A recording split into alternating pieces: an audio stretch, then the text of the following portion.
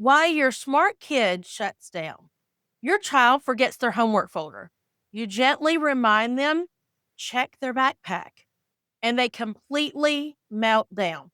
Tears, anger. You think I'm stupid. You always criticize me. This is rejection sensitive dysphoria. And if you have a child with ADHD or dyslexia, you need to understand it. Here's what's happening in homes right now. A parent sees their ADHD or dyslexic child struggling. They offer help. They make a suggestion. They give gentle feedback, and their child erupts. Not because the parent was harsh, not because the feedback was mean, but because the child's brain interpreted it as, you're not good enough. You're failing. You're disappointing me. And even when it's not what the parent meant, and parents are left thinking, why is my child so dramatic? Why can't they take feedback? Are they manipulating me with these reactions? The answer is no, they're not. They're not dramatic. They're not manipulating you. Their nervous system is actually experiencing real pain. And if you don't understand what's happening, you'll keep accidentally triggering it over and over again. I'm Kelly Sutherland, a national board certified teacher, reading specialist, and an interventionist that works with kids with dyslexia. I have 25 years experience in a Title I school, but I'm also a bonus mom who raised a son with ADHD and dyslexia, and I live with ADHD myself. So I've seen RSD from both sides. As a teacher watching kids shut down in my classroom, as a parent navigating those emotional landmines at home. And if you've been following this series, you know I talk about the dream manager philosophy and the head coach framework. I'll link those in the description and in the cards above. But before you can manage dreams or coach the game, you need to understand RSD. Because if you don't get this, every correction becomes a crisis. Today, I'm going to help you understand what RSD actually is and why it's so common in ADHD and dyslexic brain, why your child isn't overreacting, what triggers it, and most importantly, what you can do about it. Let's dive in. What is RSD? First, let's define it. Rejection sensitive dysphoria. RSD is an extreme emotional response to perceived criticism, rejection, or failure. Keyword perceived. Your child doesn't need to actually be rejected or criticized. They just need to feel like they might be. And here's what makes it different from regular sensitivity. It's not just my feelings are hurt. It's a physical response, like a punch in your gut.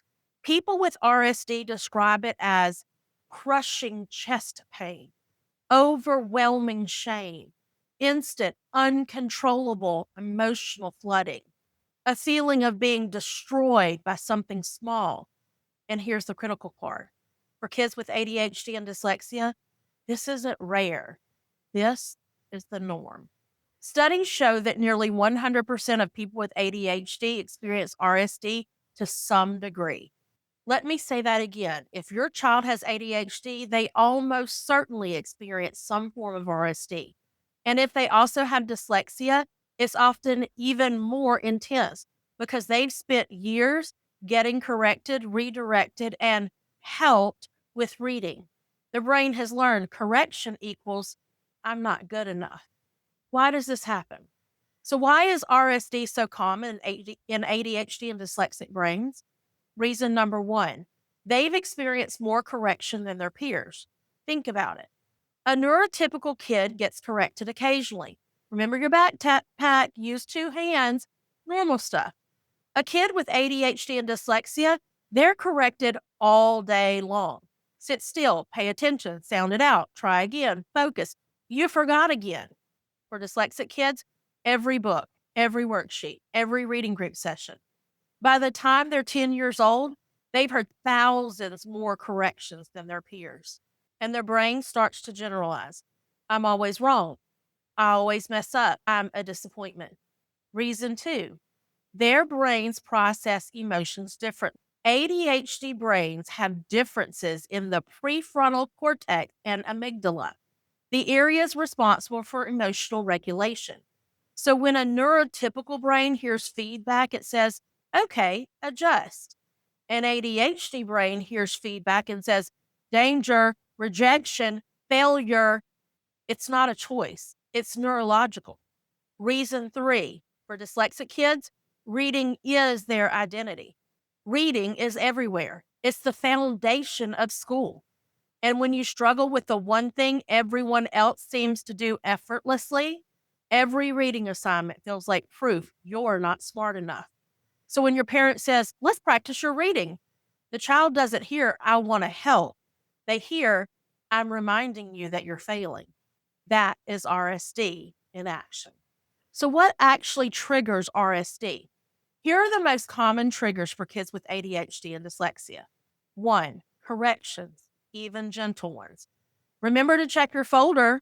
Let's sound this word out. We need to work on your handwriting. Even if you say it kindly, their brain hears, you messed up again. Two, comparison, even unintentional. Your sister already finished her homework. Your friend is reading chapter books. Most kids your age can do this. Comparison equals proof they're behind. Three, perceived disappointment. Even when you're not disappointed, you sigh because you're tired. They think, Mom's disappointed in me. You say, let's try again. They think, I failed. Feedback on work, especially schoolwork. Teacher writes, great effort. Let's work on spelling. Child reads, my spelling is terrible. I'm stupid. You say, this is good, but let's fix a few things. Child hears, it's not good enough. For a kid with RSD, asking for help feels like admitting they're less than. So they'll avoid it, shut down, or melt down rather than ask. So, what does RSD actually look like in real life? Anger. I hate this. It's stupid. You don't understand. This is actually self defense. They're trying to protect themselves from the shame. Shut down. Complete withdrawal. Won't talk, won't try, gives up immediately. Perfectionism. If I can't do it perfectly, I'm not doing it at all. People pleasing. I'll do anything to avoid disappointing you. Annoyance, procrastination, distraction, forgetting tasks to avoid all the possible criticism. I once watched a student in my classroom shut down completely because I circled a misspelled word. Not criticized, not corrected with red pen, just circled. That's RSD. And here's the heartbreaking part. All of this comes from a place of intense pain, not defiance. They're not trying to manipulate you. They're trying to survive an emotional flood. What this is not. Now, before I give you the strategies, let me be very clear about something. Understanding RSD does not mean gentle parenting. I'm not talking about the online version of gentle parenting where you never say no or where boundaries disappear. This is strategic parenting. You still have expectations. You still have consequences. You still hold boundaries. The difference? You deliver them in a way that doesn't trigger the nervous system to shut down. Because here's what happens with RSD. If you lead with correction, their nervous system floods. They can't hear you. They can't learn. They just survive. But if you lead with connection, I see you're struggling. This is hard. Then their nervous system stays regulated enough to actually receive the feedback. It's not about being soft, it's about being strategic so your parenting actually works. Clear expectations, clear boundaries, clear consequences. Delivered in a way that a dysregulated ADHD or dyslexic brain can actually process. That's what I'm about to show you. Okay, so how do you actually help a child with RSD? Strategy one, name it. When your child is calm, talk about RSD. You know how sometimes when I give feedback, it feels really big in your body, like your chest gets tight or you feel like you want to cry or run away? That's called rejection sensitive dysphoria. A lot of people with ADHD and dyslexia have it. It's not your fault. Your brain is just trying to protect you. Naming it gives them language for what's happening. Strategy 2, front load corrections. Instead of surprising them with feedback, prepare them. Hey, I'm going to check your homework in a minute. If I see something to fix, it doesn't mean you did it wrong. It just means we're catching little things before it gets turned in. This reduces the surprise element that triggers RSD. Strategy 3, use connection before correction. Before you give any feedback, connect first. I can see you worked really hard on this. I know reading is tough right now. This is tricky stuff. Then give the feedback. Let's look at this word together. Connection first, correction second. Strategy 4, separate the work from the child. Never say you need to focus. Instead, this work needs more focus. Never say you're so disorganized. Instead, your backpack needs a system. The work needs adjustment. The child is fine. Strategy 5, build systems that reduce correction. This is where the head coach framework comes in. I'll link that video in the description. When you use the family learning board, your child can self-check instead of waiting for you to point out what's missing. Text mapping, reading has a structure so they're not constantly wrong. Notebook LM, they practice retrieval without you being the corrector. The few corrections you have to give are fewer RSD triggers. Now, I want to be honest with you. As a teacher in a classroom with 25 students, do I always handle RSD perfectly? No. Sometimes it's, okay, we need to move on. Let's come back to this later. And that's okay too, because the goal isn't perfection. The goal is awareness. When I know a student has rejection sensitivity, I can adjust my tone proactively when I see them struggling. Build in self-check systems so I'm not always the corrector. Create predictability so they're not constantly surprised by correction. And repair when I mess up. The same is true for you as a parent. You won't do this perfectly, and that's okay. But when you understand RSD, you can stop seeing these reactions as drama or manipulation. You can see them as a nervous system trying to protect itself, and that changes everything. Now, again, this can be very challenging. We have grown up with years of training that does not recognize a lot of this. We have years of ingrained thought processes. And to be honest with you, I just told my husband this is one of the most difficult videos for me to record because rejection sensitive dysphoria was a name that I didn't have when I went through all of this for almost 50 years of my life because I didn't have a name for it. And I was told, oh, you're just too sensitive or you're just being too dramatic. And I have the physical response and it's crushing and it's awful and it's hard and it's difficult to explain to people. Many of my neurotypical peers and colleagues and bosses, administrators, they don't get it. They don't understand. And so I've lived a life of loneliness and struggle with this. And so have a lot of ADHD adults. And because we have ADHD, we're not just regulating our children, we're regulating ourselves, which makes it even harder. And at the end of the day, it's even harder for me to regulate myself and a classroom full of 20 something children. So this is real struggle here. And I want you to hear that and understand that. You're not going to be perfect. You're not going to get this right all the time. And you know what? Neither am I. I know all this stuff in my head and I still catch myself thinking, we got to move on. I don't have time for this. That child seems like they're being really dramatic in this moment. I'm human too. I have those same thoughts. They're ingrained in my brain and I have to stop myself and change how I think. And it's not easy. And you'll have to do that too, especially if you are going through the challenge of having it yourself, which many of you as parents are. because ADHD and dyslexia are both hereditary. So chances are you struggle with some of the same differences and some of the same challenges. You may have experienced that too. You may know the deep shame of growing up always being corrected. You may have people pleasing tendencies or avoidance tendencies now as an adult because you've lived this trauma.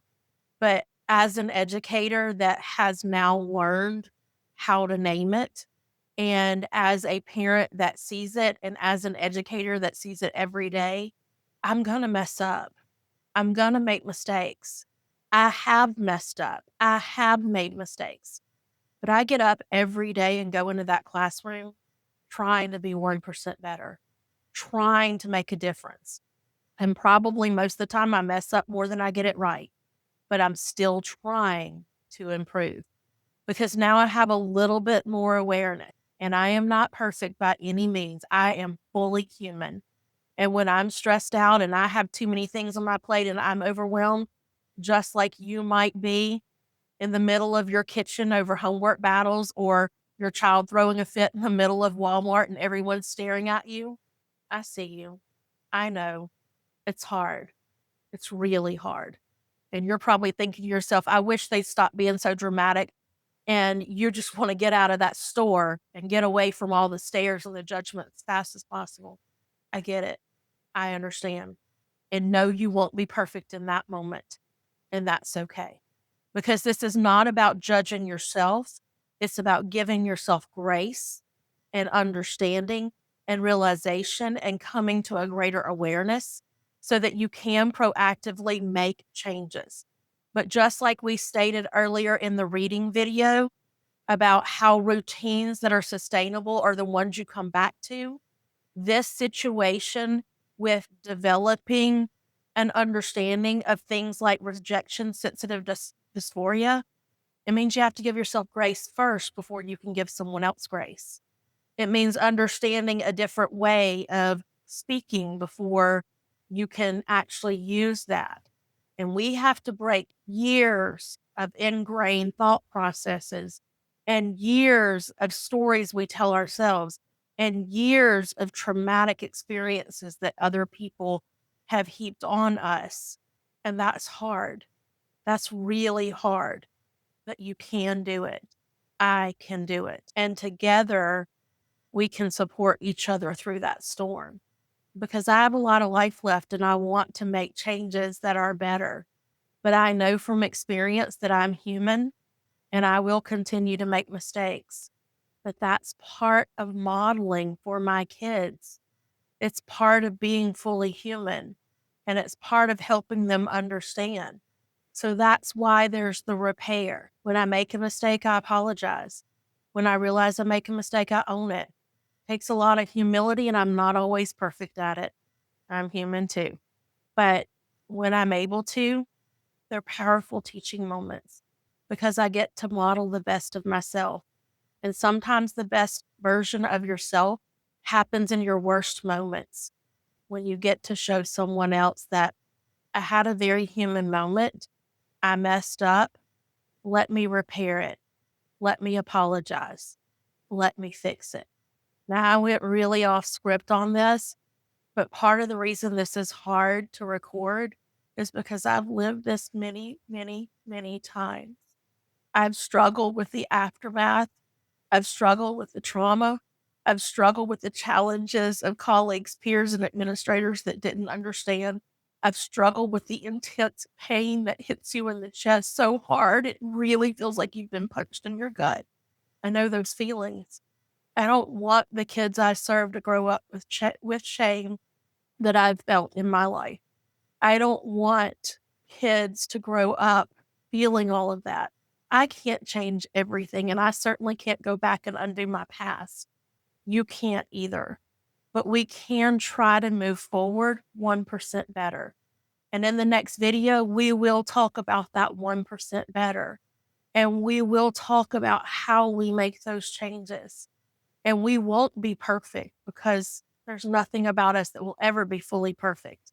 And that's part of living with this. And that's part of living in the reality of the world we live in. It's not ever going to be perfect because we're all imperfect humans, but it's understanding that and trying our best to make those connections and make those changes and become better versions of ourselves that makes us the best kind of humans. So I'm going to go back to script. Thank you for giving me a moment to really connect with you. And I hope that if this really resonated with you, that you will join our community. There's space for you in that community, but know that I see you. Know that I understand. And know that, yes, it's challenging. And yes, it's hard when you're in your worst moments and you won't be perfect, but that's okay. So here's what I want you to do. Step one, have a conversation with your child about RSD. You're the parent, you're the head coach. You know how much to share and how much not to share. You may want to term it something different. You may not even want to use the terminology of RSD, and that's okay too. It depends on your child. It depends on their age. There are lots of things, but that's where your giftedness and your expertise as a parent and what you know about your child comes into play. That's the strategic head coach move. That's what I can't teach you. That's what you innately know. You can use some of the language I gave you if it's helpful for you to get a framework, but find a way to name it and normalize it. Step two, start using connection before correction. Now, this is hard, especially when we're in our most stressful moment, but use it as much as you can in your home and practice it just like everything else.